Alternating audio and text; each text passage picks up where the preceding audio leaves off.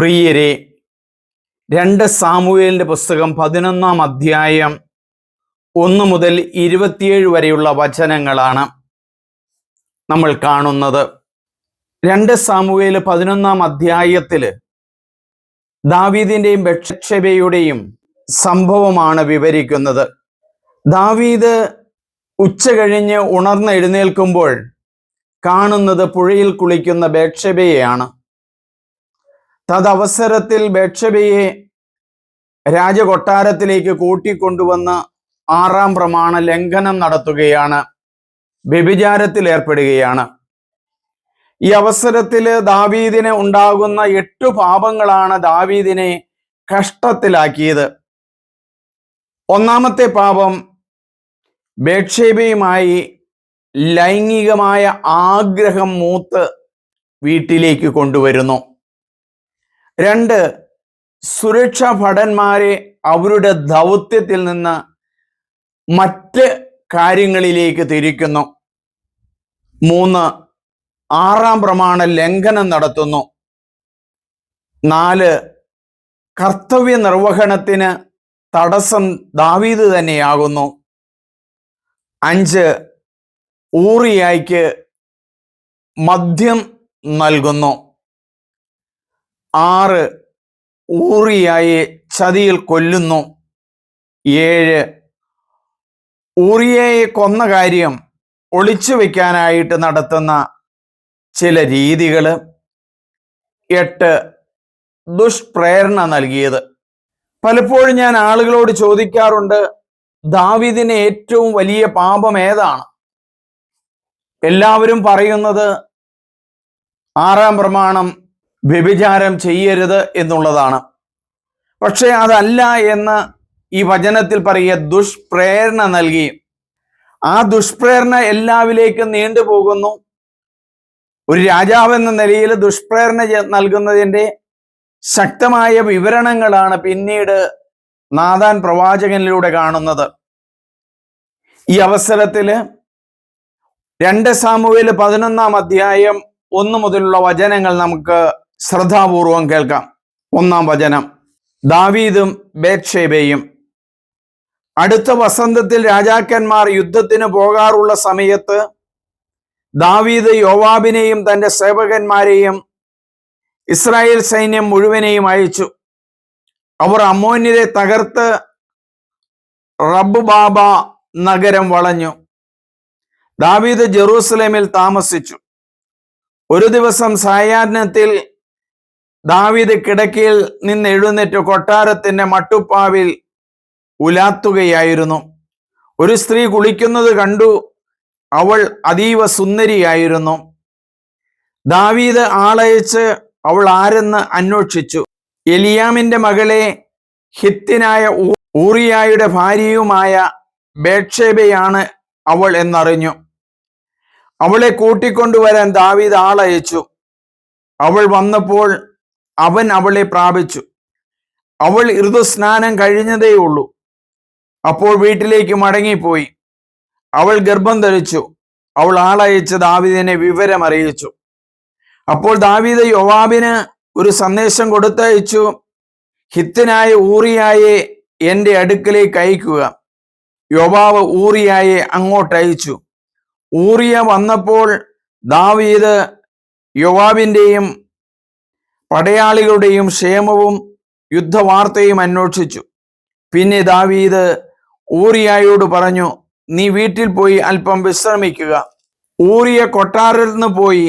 രാജാവ് അവനൊരു സമ്മാനവും കൊടുത്തയച്ചു. എന്നാൽ ഊറിയ വീട്ടിൽ പോയില്ല. കൊട്ടാരം കാവൽക്കാരോടൊപ്പം പടിപ്പുരയിൽ കിടന്നുറങ്ങി. ഊറിയ വീട്ടിൽ പോയില്ലെന്ന് ദാവീദ് അറിഞ്ഞു. ഒരു യാത്ര കഴിഞ്ഞ് വരികയല്ലേ, വീട്ടിലേക്ക് പോകാത്തത് എന്ത്? ദാവീദ് ഊറിയായോട് ചോദിച്ചു. ഇസ്രായേലും യൂദായും യുദ്ധരംഗത്താണ്. പേടകം അവരോടൊപ്പമുണ്ട്. എൻ്റെ യജമാനനായ യോവാബും അങ്ങയുടെ സേവകരും വെളിമ്പ്രദേശത്ത് താവളം അടിച്ചിരിക്കുന്നു. അങ്ങനെയിരിക്കെ വീട്ടിൽ ചെന്ന് തിന്നുകുടിച്ച് ഭാര്യയുമായി രമിക്കാൻ എനിക്ക് എങ്ങനെ കഴിയും? അങ്ങാണെ എനിക്കത് സാധ്യമല്ല.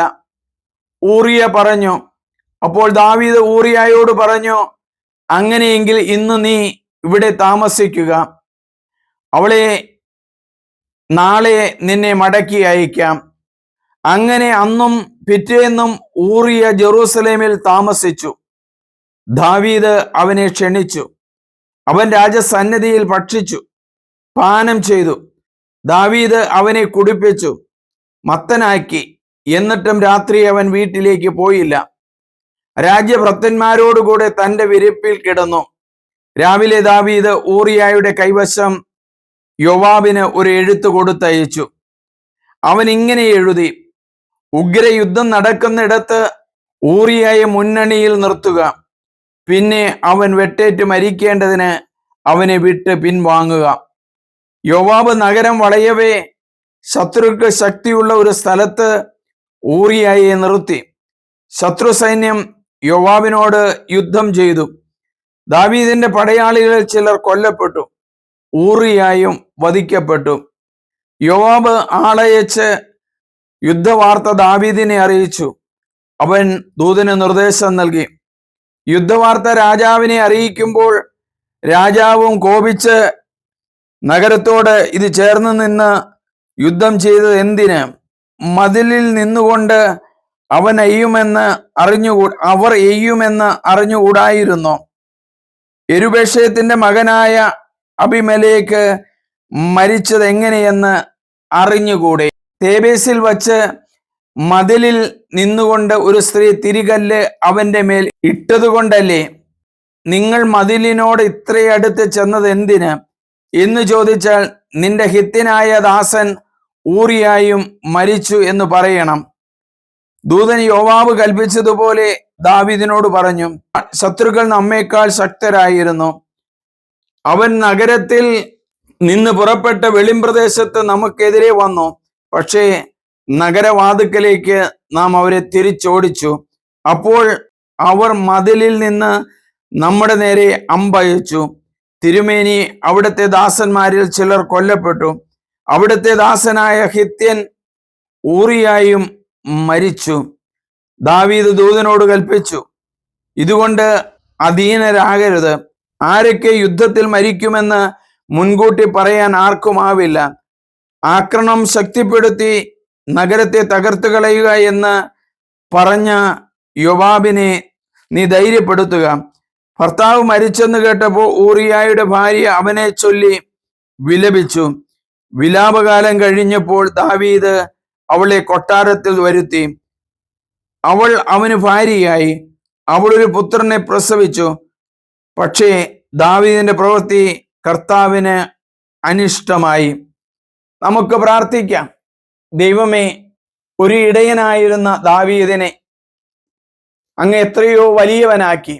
ദാവീദിനെ ശക്തനാക്കിയ ദൈവമേ, എല്ലാ വിജയവും നൽകിയ ദൈവമേ, ദൈവത്തിന്റെ സ്തുതികൾ ഗാനങ്ങൾ എഴുതിയ ദാവീദ് ഒരു സ്ത്രീയുടെ പുറകെ പോയതിന്റെ പേരിൽ ദൈവമേ എത്രയോ പാപങ്ങളാണ് വന്നുപെട്ടത്.